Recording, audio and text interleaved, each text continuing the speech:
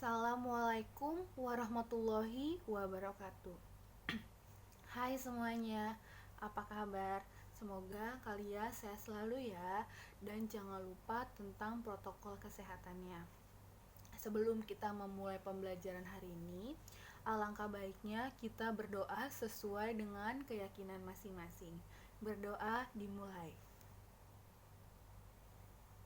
Amin.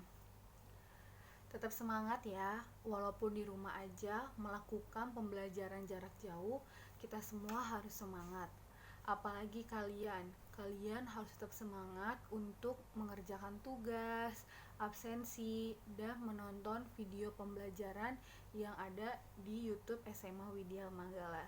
Jangan lupa ya untuk melakukan itu. Semangat, jangan pada malas-malesan, karena itu penting untuk kalian dan nilai kalian ada di situ. Sebelum kita memulai pelajaran hari ini, kalian siapkan dulu buku tulis kalian dan alat tulis kalian untuk mencatat hal-hal yang penting di video pembelajaran hari ini. Nah, minggu lalu saya sudah memberikan ulangan harian yang pertama. Bagi yang tidak mengerjakan akan mendapatkan nilai 0 dan saya tidak memberikan ulangan susulan kepada yang belum mengerjakan. Sekarang sudah masuk ke bab 2 dengan materi permasalahan sosial dalam lingkup kelompok sosial. Kemarin di bab 1 saya sudah membahas tentang kelompok sosial dan dinamika sosial. Nah, hari ini kita akan membahas permasalahan sosial. Di materi ini memiliki tujuan pembelajaran.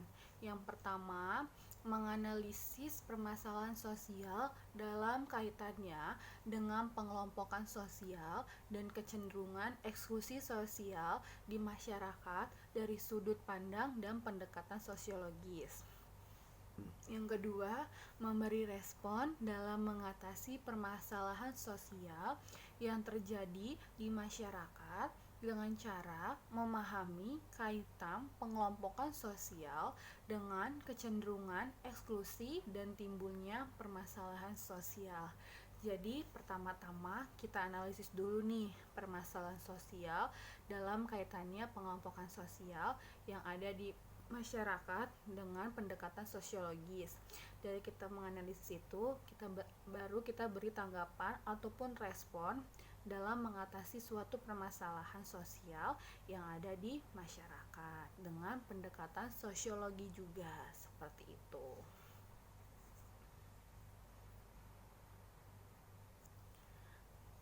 Nah, apa yang dimaksud dengan masalah sosial dan apa yang mengakibatkan terjadinya masalah sosial?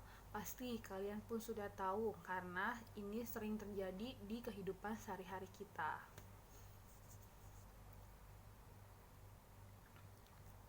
Pengertian masalah sosial. Masalah sosial adalah suatu gejala sosial yang terjadi dalam masyarakat yang diakibatkan karena adanya interaksi sosial. Tahu kan interaksi sosial di antara para warga masyarakat, para masyarakat dalam memenuhi berbagai kebutuhan atau kepentingan dalam hidupnya. Nah, berarti dari masalah sosial ini mengakibatkan suatu perpecahan ataupun sesuatu masalah yang membuat para masyarakat ini untuk memenuhi berbagai kebutuhan atau kepentingan dalam hidupnya.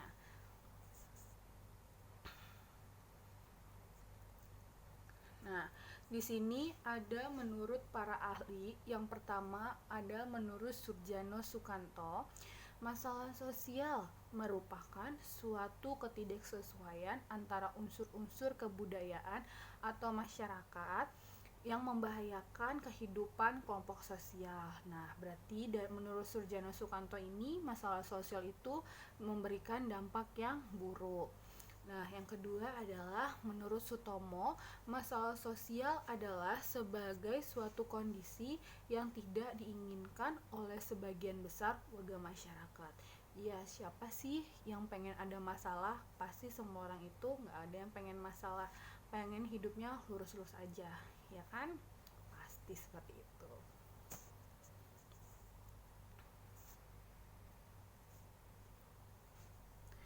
Yang kedua, yang B. Nah, di sini ada karakteristik masalah sosial. Ada 3 karakteristiknya. Yang pertama, kondisi yang dirasakan banyak orang. Semua masalah itu baru bisa dikatakan sebagai suatu masalah sosial jika keadaannya dirasakan oleh banyak orang atau masyarakat, tetapi tidak ada batasan tentang berapa jumlah orang yang harus merasakan masalah itu. Nah, maksudnya dari kondisi yang dirasakan ini adalah misalnya kita merasakan suatu masalah nih, kita cerita sama teman kita. Nah, tapi teman kita tahu tentang masalah kita, tapi teman kita ini memberitahu ke orang lain. Jadi lebih dari 1 orang pun yang tahu tentang masalah kita. Jadi misalnya teman saya dan teman saya lagi tahu masalah saya. Jadi 2 orang ini merasakan apa tentang masalah saya. Nah, itu yang baru menimbulkan masalah. Kenapa dia bisa tahu tentang masalah saya? Seperti itu perumpamaannya. Yang kedua, kondisi yang dinilai tidak menyenangkan. Siapa sih yang ingin adanya masalah, ya kan? Nah, apapun masalahnya, pasti kondisinya, suasananya tidak enak dong. Jadi, dimungkinkan memiliki kondisi yang menyenangkan untuk tidak terjadinya suatu perpecahan. Seperti itu. Nah, yang ketiga, kondisi yang menuntut perpecahan. Nah, ini menyambung dengan kondisi yang dinilai tidak menyenangkan. Jadi dengan tidak menyenangkan ini kondisinya pasti menimbulkan perpecahan kan. Jadi seminimal mungkin jangan bikin kondisi itu tidak mengenakan untuk tidak menimbulkan perpecahan. Seperti itu.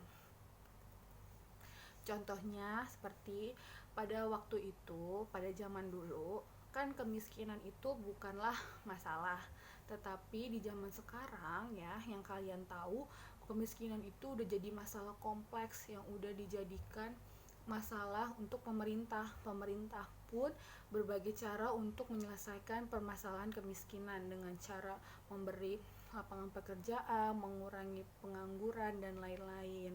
Jadi itu contoh salah satunya adalah kemiskinan yang tadinya hanya bersifat alamiah, tapi sekarang semua orang bagaimana caranya untuk memecahkan masalah kemiskinan. Seperti itu.